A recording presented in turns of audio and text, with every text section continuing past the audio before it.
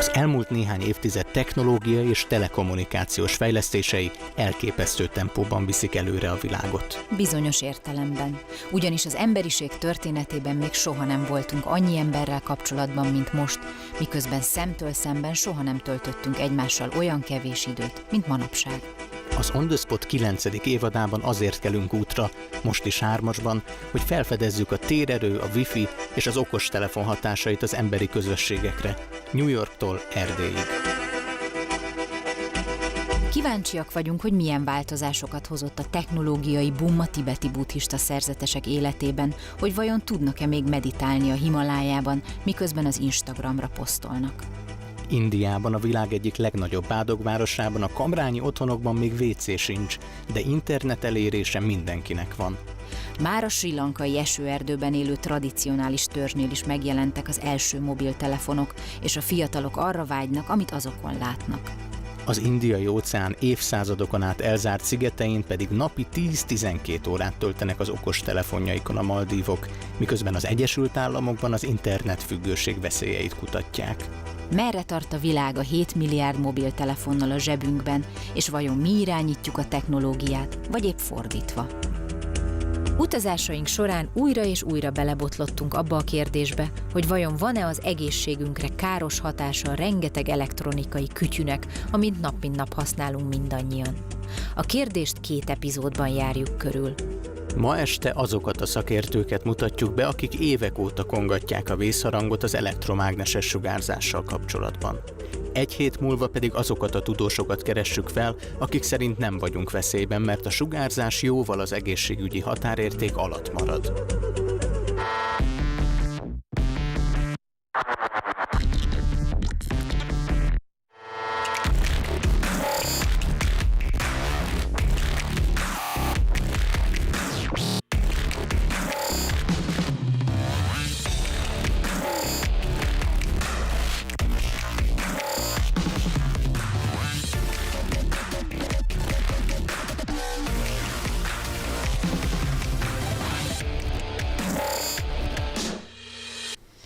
You're okay with being pricked? I'm not gonna faint or anything. No, good. Okay. Do you see a little pinprick? Yes. Put it under the microscope and see what your blood looks like to begin with. Oh, there's some two beautiful white blood cells in the center there. That's pretty good. It's pretty good? Yeah. Good. Looks like a huge river. So your blood looks quite good. Do you see there are cells sticking together, which was coming, I think, originally because you had cold hands. So if you want, you can turn on your cell phone or turn on the cordless phone. So if we were to plug this in, you can sit there for 10 minutes and we can do it again and see what happens. I think they're pretty out of fashion in Europe. Yeah. Is this equivalent to a Wi-Fi, like when the router would be in this room, for Very example? similar. Very similar. Very similar. It's even, that's 2.4 gigahertz, so it's the same frequency as a Wi-Fi router.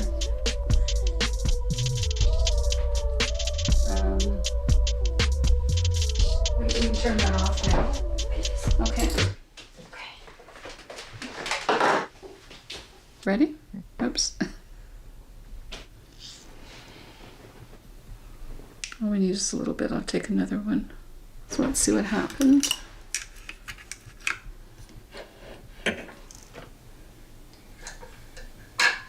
Ooh.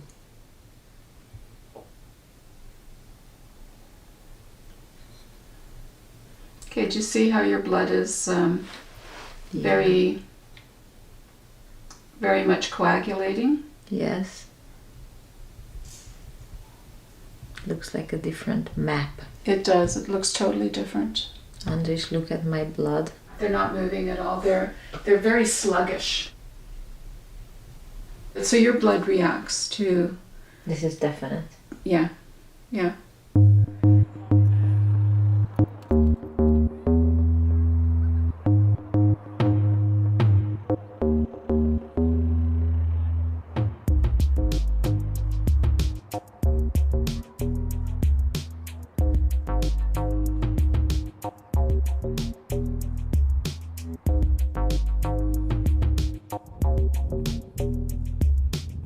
One of the courses I teach at the university is called pollution ecology. So we teach about different types of pollutants in the environment. So we talk about asbestos and DDT and mercury pollution, all of those. And certainly electromagnetic pollution, which is very different than chemical pollution, it just caught my attention.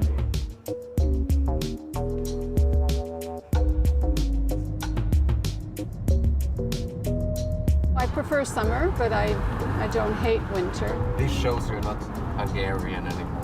What? You don't hate. I don't one hate. Of the seasons. That's right, I don't hate. Do you remember that Hungarian song? Télen mindig hideg van, nyáron mindig meleg van, soha sincs jó idő, mindig esik az eső. Oh, I love it. You didn't know that? No, I didn't know that. I love it.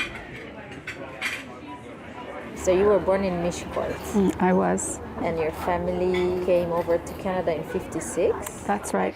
I don't think there was anything that was severe for my parents in '56, but their experience during the war was pretty horrific.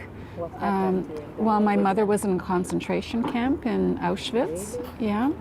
She lost her mother in the concentration camp. My father was in prison in Siberia during the war. And I think my mother was just afraid that if she stayed in Hungary, that could happen again. And I always thought of myself as a Hungarian because we spoke Hungarian at home. We ate Hungarian food, so we kept up the Hungarian culture. Could you switch to Hungarian then for a bit? Tudok, de mikor beszélek magyarul, nagyon nehéz, mert nem tudom, hogy jól mondom a szavakat, vagy nem. És vannak emlékei Magyarországról? Igen. I spent the first 4 years of my life in a forest with my dog. And when we came to Canada, we lived in large cities. So we lived in Toronto, for example. And there was very little nature around. So I missed the nature. And when I went to university, I really wanted to do something to help Mother Nature. And so I went into biology and into ecology. My first area of research was looking at acid rain. And we did it back in the 1970s when acid rain was not a household word. The government was denying there was a problem. The industry that was producing the acid rain was denying there was a problem.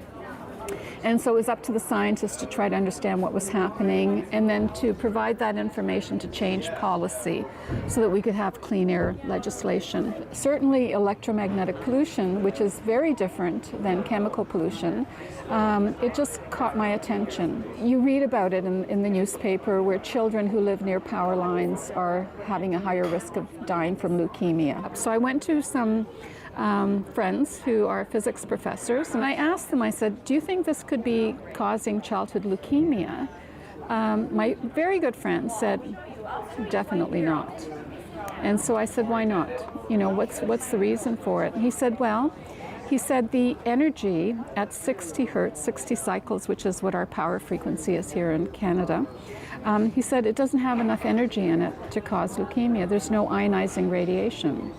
And so he was taught as a physicist that if it's ionizing radiation, it's harmful.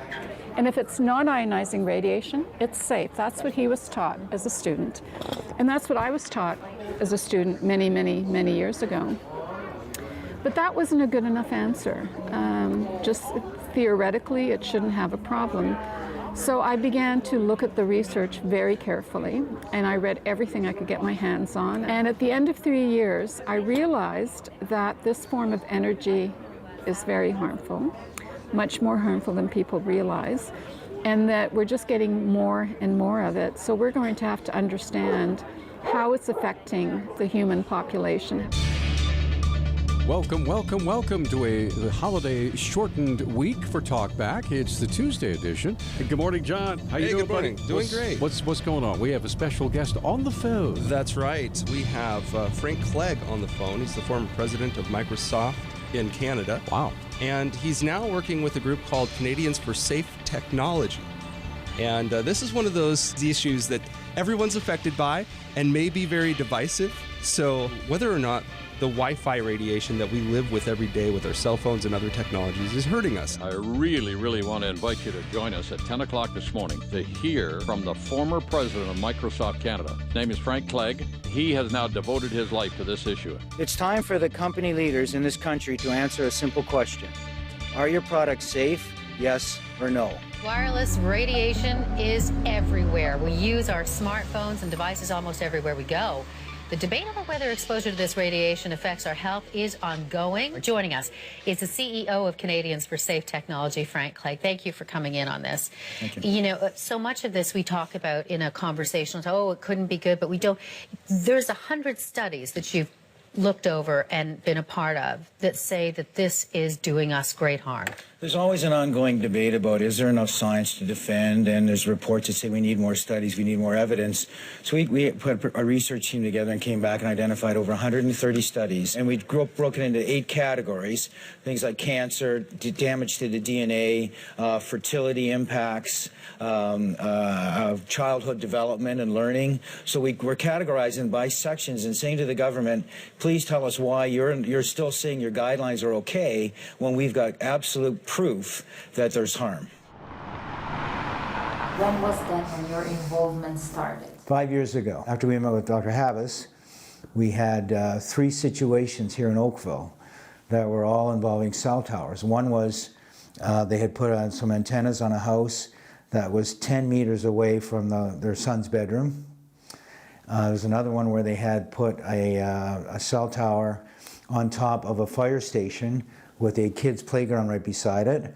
And a third one, they put it in the mall, the tower of the mall, and it was 80 meters away from a whole series of houses. When I was approached by these 3 different families about these cell towers, then I started to do the work, and I started to investigate. And I spent personally about several months meeting with people from Columbia, Harvard, Yale, Dr. Davis, was part of Al Gore's team that won the Nobel Peace Prize. So that was a quality of individuals that I either phoned or actually flew down to meet with to understand. And I believe that the science is 100% provable that the radiation from the cell towers and the Wi-Fi and cell phones is very harmful and can cause serious harm to humans. We got involved in over 50 situations across Canada, and I'd say about 20% of the time we were able to get the industry to either move the tower or directionally change where the radiation was coming from for the coverage.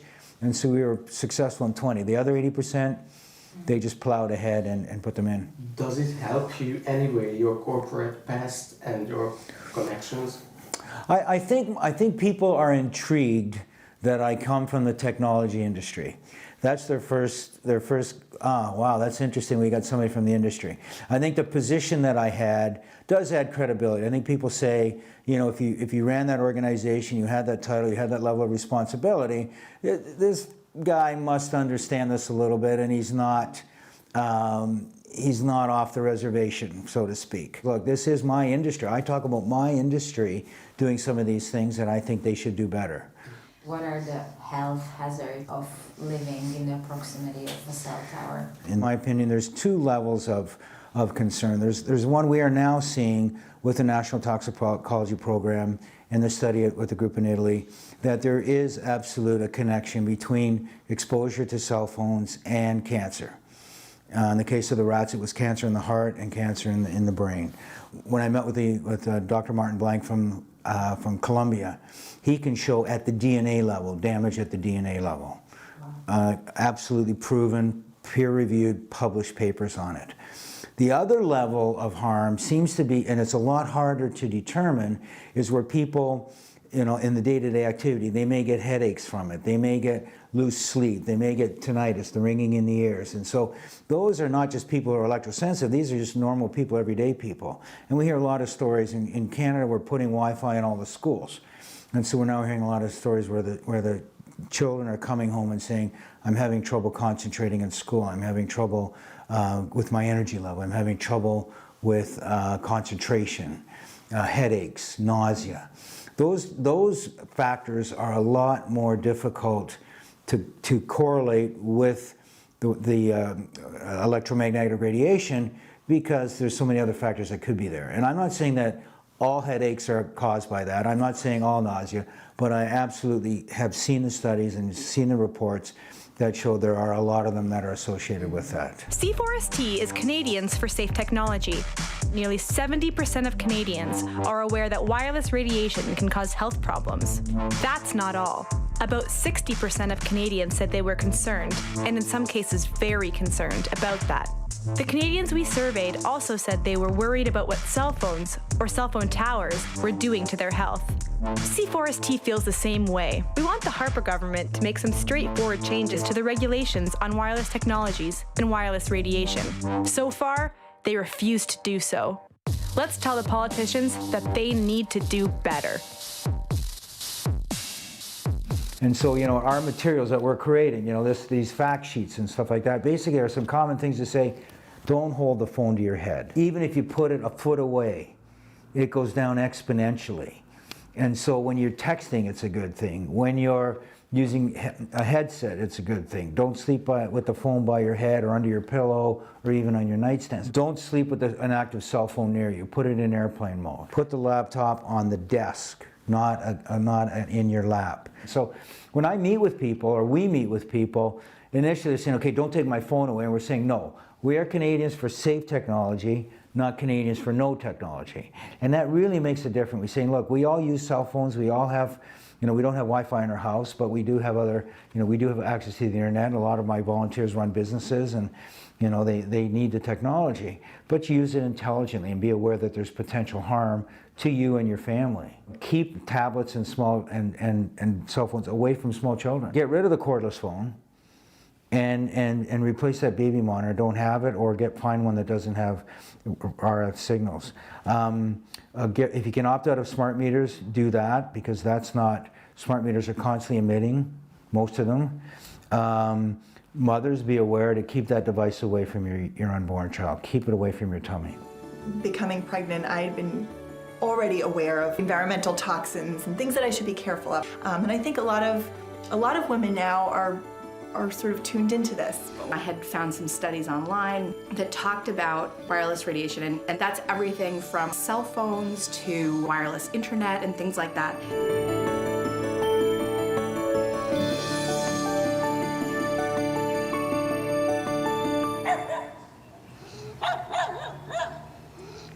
The levels in the university are much higher. The electromagnetic readings are too high. So I can't bring people who are electrically sensitive into that environment. We've painted the wall here that prevents the neighbors' radiation coming in, and we don't have anything in the house that would emit the radiation. So what kind of painting is it? It's a carbon-based paint, and you can paint that's the normal color of it. It's black, but you can paint over top if you want, so you can make it any color as well. This protects from neighbors' Wi-Fi, basically. Microwave, any kind of microwave radiation, Wi-Fi, radio frequencies, if they have cordless phones, if they have a baby monitor, all of that. But you have laptops, 3 laptops, different programs, TV, computer, iPad, phone. So if an electrosensitive person comes in, would she or he freak out? This is a clean environment. So when I turn on my computer, there's no Wi-Fi. We don't use Wi-Fi here. We have everything connected. Mm-hmm. And this also proves that cable internet is completely safe and fine. That's right, yeah. Can you explain the effects of electromagnetic radiation, the harmful ones? Okay, well, they do quite a few very different things in the body. One of the things that they do is they interfere with the blood-brain barrier. This is a membrane that protects the brain and the spinal cord in your body, protects it from chemicals that shouldn't get in there. So it's an extra barrier that prevents things from getting through. When you use a cordless phone or a cell phone, or you're exposed to Wi-Fi radiation, that membrane becomes more liquid and more porous, which means things can now get into it that would normally be kept out. And so when it comes from the perspective of brain cancer or Alzheimer's disease, or just difficulty thinking clearly, it could be because there are chemicals in there now that should never have been in there. When you stop using your phone, that barrier closes up again. So whatever is in there can't get out. So that's one of the effects it has on the body. And actually doctors are using this because in hospitals. So what they find is they want to get certain chemicals in the brain, but it's hard to get them in the brain because that membrane prevents it. So what they do is they expose part of your brain to microwave radiation, open up the brain, put the chemical in, and then take the radiation away, and that closes up the brain. But we're doing this all the time for no good reason. You know, we're actually making the brain much more vulnerable to radiation if you hold your phone up to your head.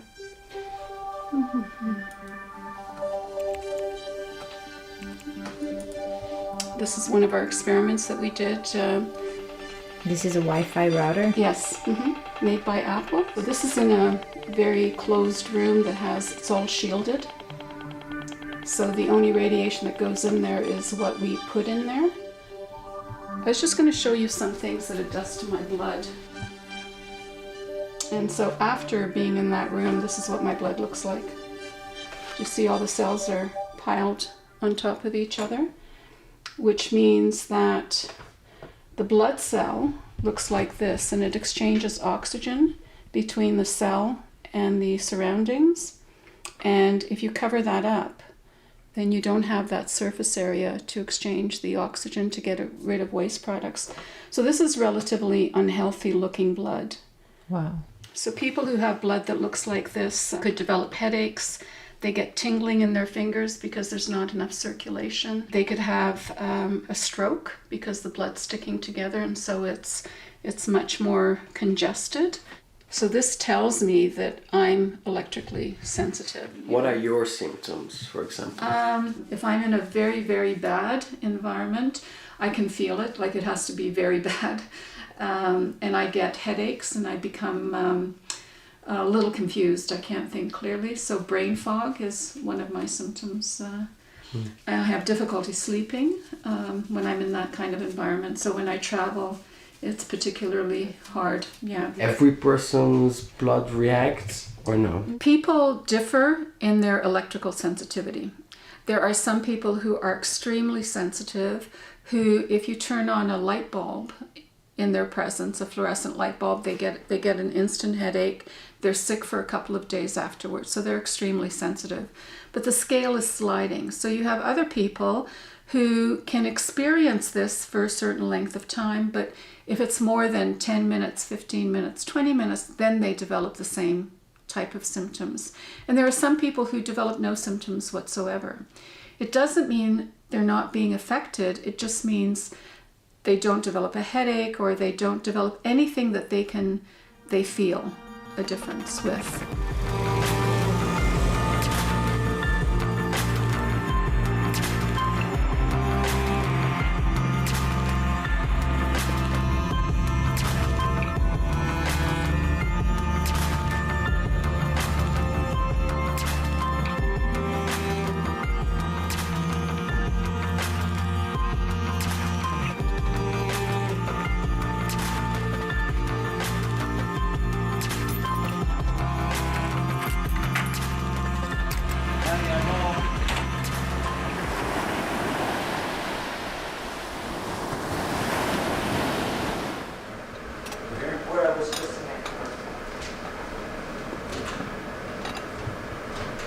He's having trouble with his throat. You should use some of the Manuka honey. Oh, yeah. That would be good. Did you know the first name mugs, right? What do you mean? Did you get their name? Did you get an E? No, actually, these are angels. That's what we do as angels. This is Raphael and Zadkiel. And this is, I saw the F for Frank. No, that was, Fernando. No, F. Oh, Francis of Assisi, so it's not an angel, it's a saint. So it's okay. It's a good one, too. When I was not traveling, be home for dinner and be religious about that. So DeVita would hold dinner, and then we'd have dinner. And then I'd pride myself that I was now home for the evening. Well, what I would do is I'd go in the study, and the girls learned from a very young age, when Daddy was in the study, he was working. You don't... So my daughter said, when we were trying to, and she said, well, Daddy, you may have been home, but you're off limits. You might as well have been at work. So here I am congratulating myself on my work-life balance that I'm home. And from my daughter's standpoint, I must have been at the office. You're not there. Isn't that interesting, eh? Yeah. Well, the one Saturday morning, I used to make pancakes if I was home on Saturday morning. That was kind Yeah. of the family thing. And the younger one came in and said, "Daddy, I hate Microsoft." I said, "Why?" Yeah, she she's said, like that. "Because you're never home, and it's because of them." I thought, wow, that was the end of that discussion. Like, how do you debate that? So Vila and I talked about. I said, "Well, let's just take a year off as a family. Microsoft offers you 2 months sabbatical with pay." Yeah. And I said, "I want a year." Yes. So And they you said traveled 2 months. Well, we traveled. We took trips. So we went to Australia. It turned out to be 6 weeks, and then we came home for like a month and a half. And then we went to Europe for 2 weeks, and then we came home for a month and a half. And then just Denise and I went to Africa for 2 weeks and came home. So I came back and I said to my Microsoft, and Microsoft treated us very, very well. Right? It was a great company to work for. You work hard, but rewards were crazy, and had a lot of great experiences. So I said, okay, I think it's time. You know, we're financially in good shape. We're at that point in our lives, and so I resigned. So many factors came. Well, there wasn't one. Yeah, it wasn't. In fact, when I Yeah. started the sabbatical, I fully intended to come back to work. Okay. I really did. I said, let's just Yeah. take this And how incredible did year. this time change you? Like, Well, I think your eyes open to what's important in life, Yeah. and you realize, like when you're traveling with your family for all those different trips, and you're home all the time, you realize there's a lot of stuff that goes on at home that you are clueless about. Yeah. Like Oh yeah, and when he first retired, it was like we had to reprogram him. And he thought he knew everything and everything was going, and he knew nothing. Because what I used to do when he was traveling, I would tell his secretary, okay, he needs to be here for so he never missed anything what the girls had, but he was like the rock star. He would go in, see it, and go out, you know? And then if he worked when he's working, he'd come home, we'd have dinner together, then he'd go into the study till God knows when at night. As you know, everybody talks about work-life balance and you're constantly struggling with it. I was a failure at work-life balance. I will tell you that, even though all the things we tried to do, and you don't realize it until you are home and you realize, man, there's a lot going on in your house that you really miss, you know. In the morning, by accident, we went to your old address, a beautiful, huge villa, where we were told that you actually never lived there. Why? That's because of me. That's the place that we spent 5 years building. And then Davida reacted to all the chemicals in the house. Yeah. And so we decided that because it was brand new, and so there's new paints, new stains, the carpet's new, the rubber underneath it is all brand new, so it's all off-gassing like crazy. We did faux painting in there. That is horrendous. We thought, you know what, even if we get it all cleaned up, Staining. right, and she gets sick again, you're always going to worry that the house is going to be the issue. What are the problematic? So the biggest ones is the formaldehyde. So you have formaldehyde in any of the woodwork now is all made out of this pressed wood. So that's off-gassing the formaldehyde. Any of the trim around the frames were formaldehyde. The kitchen cupboards, the backbone of it is formaldehyde, and then you have the solid wood on the front, right?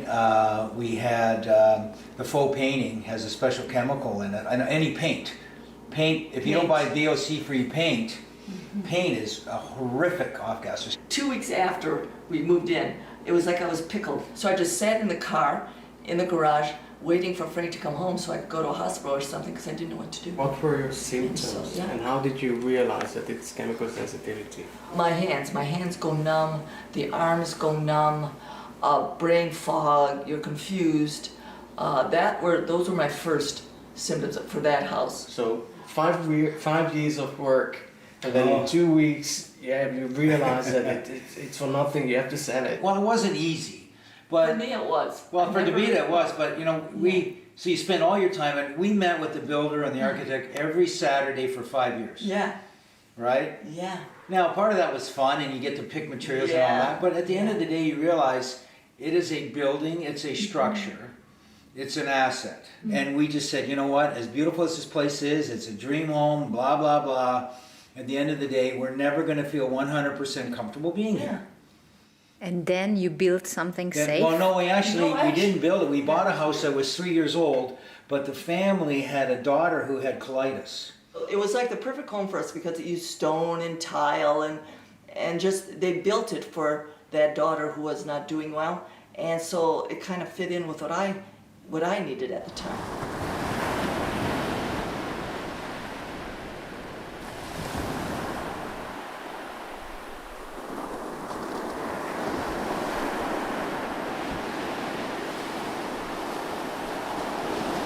Regarding electrosensitivity, what is your response to those who say it's an experiment done on 1 billion people and only a small percentage is getting sick?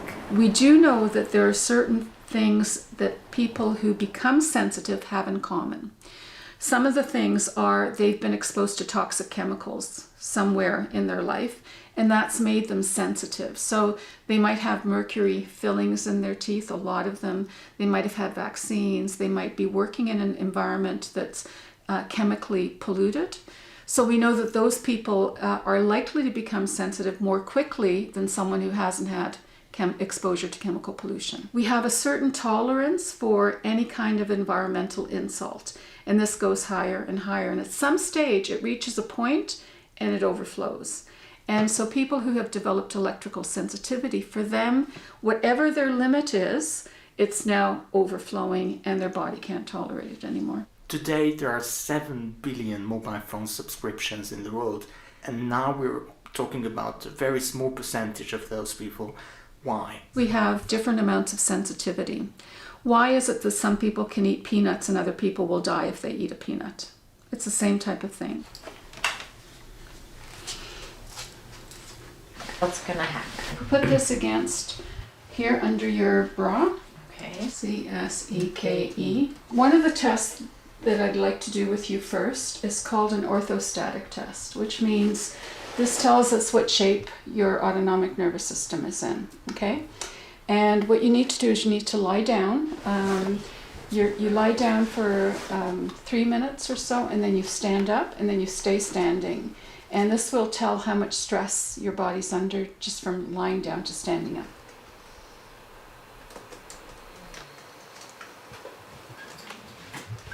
Okay, if you just stand up and just stay standing.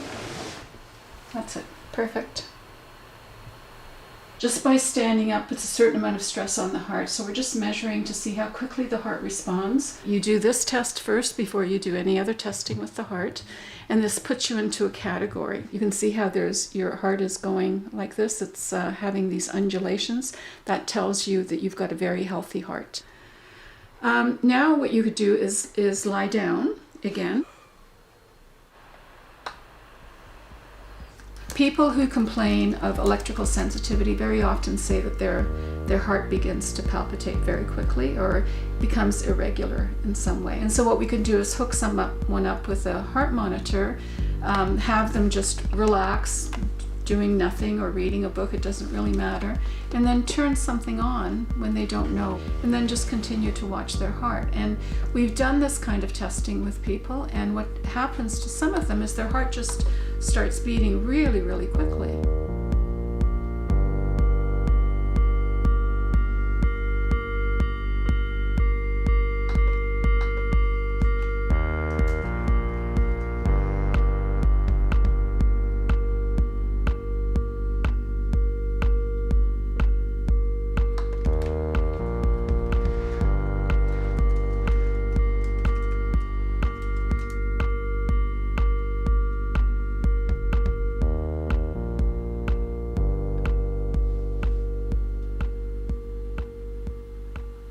Can't end the test.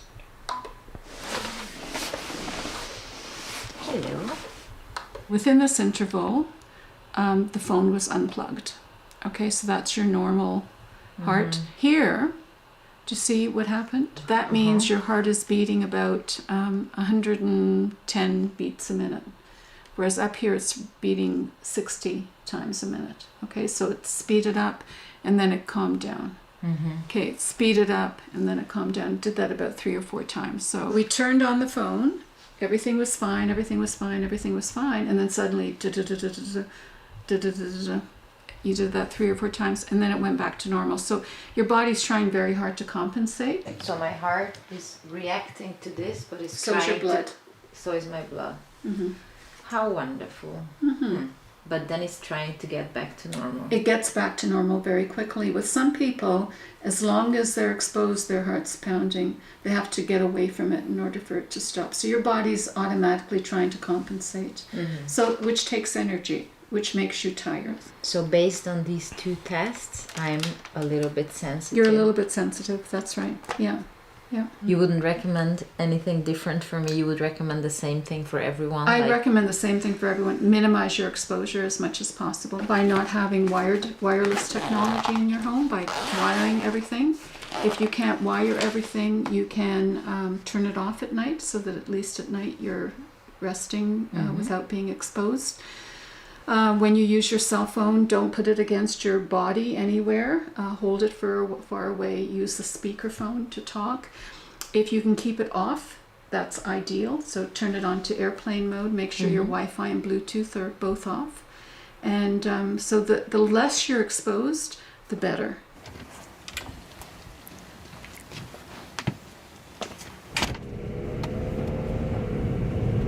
So you didn't know you were reacting like that, or did you? Or? No, I have not. I had no idea. You can find this kind of reaction. That's 1/3 of the population. About 1/3 of the population. I think what we're experiencing is probably at a stage 2. Not everyone will have a heart reaction. Some will, they'll react through brainwave activity changes. Stage 3, I think, would be 3 to 5% of the population, to the point where, you just can't function properly.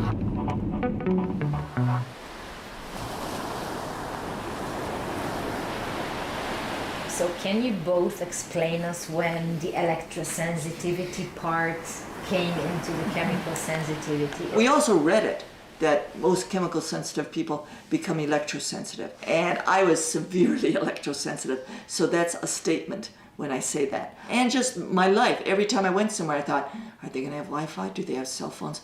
Will I feel it? Your life just changes and you become a hermit. Well, as the technology expands in the world, your world, like, there are restaurants we couldn't go to anymore. Yeah. So your world just gets smaller and smaller and smaller. It's a combination of helplessness and hopelessness. And in my case, the helplessness is more frustrating because you say, man, I should be able to take care of you. And then you get mad at her, and it's not because I'm not getting well fast enough. Well, you're not there was a time. What's wrong with you? Can't you? And I'm like, what do you want me to do?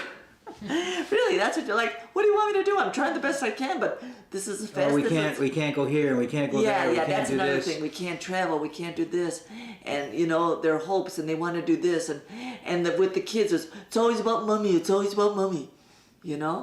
It's hard. It's very difficult, and then you're trying not to be, but in the same respect, when you try to do it, you're debilitated. Like I used to try, but then I'd be debilitated for the next 2 days, and I'd lay in bed and I thought, this is nuts. And what Davida said to me that really helped over the years, she said, don't get mad at me, get mad at my sickness. Yeah. This isn't me. This is not my fault. Yeah. So don't take it out on me. You want to get mad at the sickness, and then let's deal with that. She's had to remind all of us, our daughters as well as me, about that. There were times, Tim Hortons, oh my Lord, I don't know how they set up their routers or whatever, but literally when I walked in there, it was like hitting a wall. I literally couldn't walk. I would go in there and I'd be like, and by the time I left there, I couldn't walk. It was that bad. Wow. It lasted a long time. Poor tears. Yeah, I know. Well, I'm a cheerful kind of person, but now I can talk a lot without about it. But really, that was because Tim's was really bad. Yeah. Wow. By the way, just so you know, this is the first time we have taught Davita's stories come out. This journey started not, a lot of people like to dismiss me because, oh yeah, his wife's electrosensitive, so of course he's into it. And I say to them, no, C4ST started before we realized that Davida had electrosensitivity. So I am not in this because my wife is ill. Right. What keeps me going and gets me more motivated is watching her go through it. I think we are fortunate because I think a lot of the couples that we see, the first thing that seems to hit you is you lose your job, right? And then the second thing, then is pressure on your house. And so we missed those 2 steps because we'd retired by the time Davida got electronically sensitive. So we were set. And I mentioned before, we have the resources to do a lot of things. So we were able, in the chemical sensitive environment, to create a house that was absolutely clean for Davida, right? We live on the lake now, so from an electrosensitive standpoint, there isn't a cell tower, God bless us, within, half a kilometer. We are a Wi-Fi free house, and everybody respects that. And when Davida was really ill, anybody who came to our house and visited us, you had to turn your cell phone off completely and leave it at the front door. And we had young nephews in high school and all that, and everybody understood that, or don't come.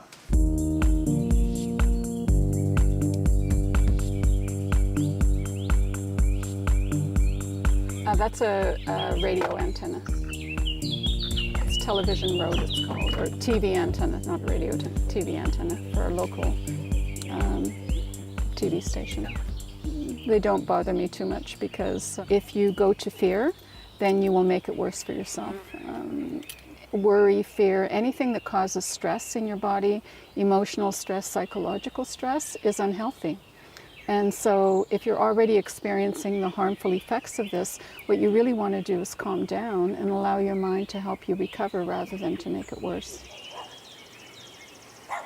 The closer you hold something to your body, the higher the intensity of that. So if you're talking on a phone like this, it has less of an effect than if you're talking on a phone like this. If you have your phone and you put it in your bra, then it's going to irradiate that part of your body. And studies have found that women who do that, if they do it for long enough at the same place, they get breast cancer. That's one of the side effects of storing your phone in your bra. Couple months, couple years? No. The study that was done looking at Asian women who did this, who tend to do this. It was 10 years. So they had kept the phone there for 10 years. What does it depend on whether I would get cancer from holding the phone to my head and someone else would not? Depends on how strong your immune system is. Okay, if you have a very powerful immune system and there's a certain amount of genetic damage, your immune system will come around and say, oh, this is a bad cell, clean it up and get rid of it. If your immune system isn't strong or it's been overworked, then it's not going to be able to detect that, and that's when the cancer begins to grow. So it depends on how strong you are initially, how strong your immune system is initially. It's exactly the same with cigarettes, for example? Very similar, very similar to cigarettes. We know of people who've smoked all their life and they don't get lung cancer. Young people are much more sensitive than older people. So if you're very young when you first started using a cell phone, if you're under the age of 20, your chances of developing a brain tumor are much higher than if you're over the age of 20 when you first started using it. From the scientific perspective, what's critical is how many hours a day are you exposed? That seems to be really, really critical. If you're exposed 24 hours a day, your body doesn't have a chance to recover. If you're exposed during the day, but you can sleep in a clean environment at night, your body will do a certain amount of healing. And if it heals enough, then next day you're at the same place again, no problem. So some of the effects that it would have on your body physiologically is interfering with the blood-brain barrier.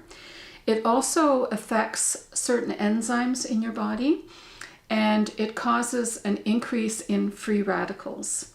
So free radicals are chemicals in your body that cause all sorts of disruptions. They occur naturally. Some of them occur naturally. So as you breathe, as you do your daily metabolic activity, your body produces a certain amount of free radicals. If you're exposed to toxic chemicals in the environment, they produce free radicals. If you're exposed to electromagnetic radiation, it produces free radicals.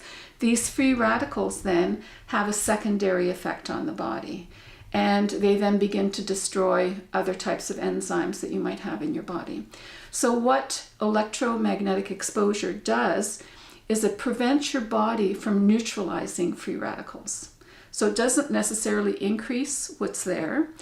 Ionizing radiation, X-rays, increase free radicals in your body. This doesn't, but it prevents them from being neutralized. And so you end up having a buildup, and you end up having the same problems that you would have with ionizing radiation.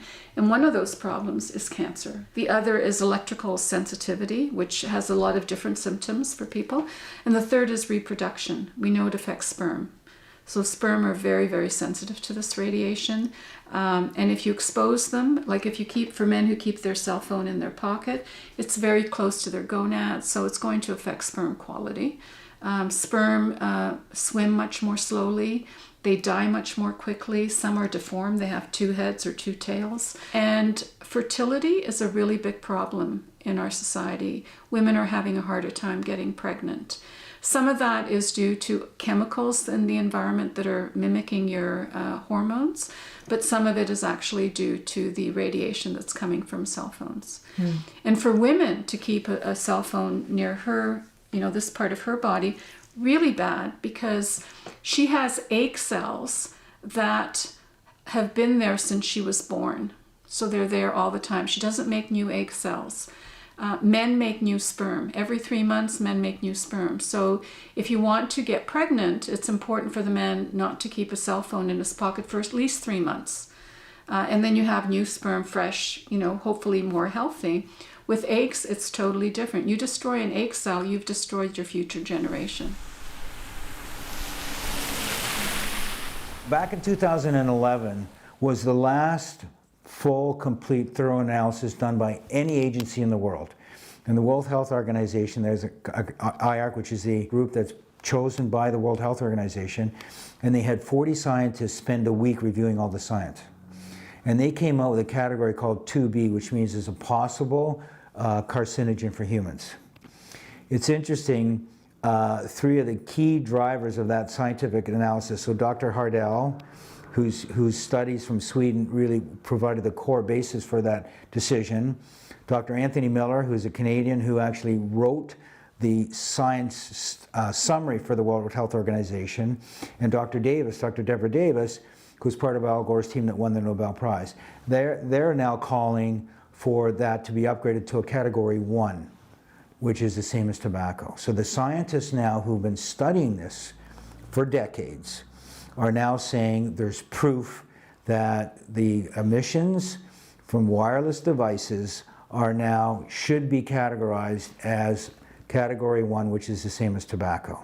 If we Google this, we will find more studies or articles about studies that say, oh, there's no connection, there's no solid evidence. What we're seeing is a pattern that I believe is similar to what the tobacco industry used for decades.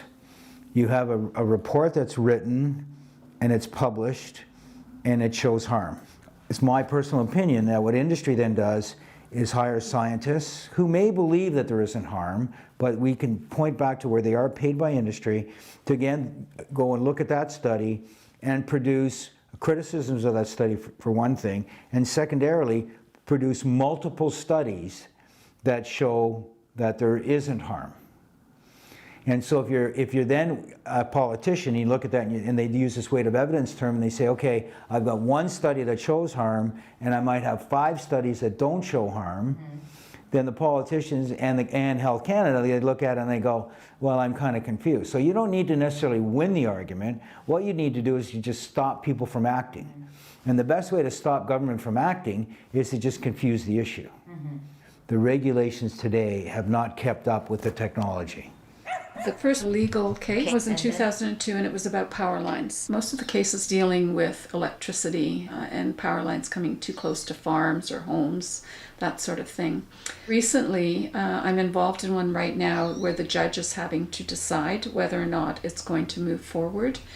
And that's in Quebec, in the province of Quebec. And there it's a lot of different companies and organizations have been sued in a class action lawsuit, including the government of Canada. They've been sued for not having guidelines that protect the public. Apple Canada has been sued. Air Canada for having Wi-Fi on the airplanes. So the concept here for this particular lawsuit was that everyone contributes a little bit, and it's this cumulative effect that is causing the harm. And so cumulatively people these companies are responsible. So you have to be very brave, strong person to get involved in something like this, because your job is often at stake. Your credibility is at stake because they like to attack you and try to show that you're either crazy or you don't know what you're talking about. And once they can, attack you successfully, then you lose your ability to influence people and you lose your credibility. Yeah. Were you attacked in any way? There's some websites out there that, say, I don't know what I'm talking about, my research is poor, I have a tin hat, I'm afraid of technology. Well, I'm not afraid of technology, I use it myself, and all I really want to do is warn people so they can make intelligent choices about what they're going to use and what they're not going to use.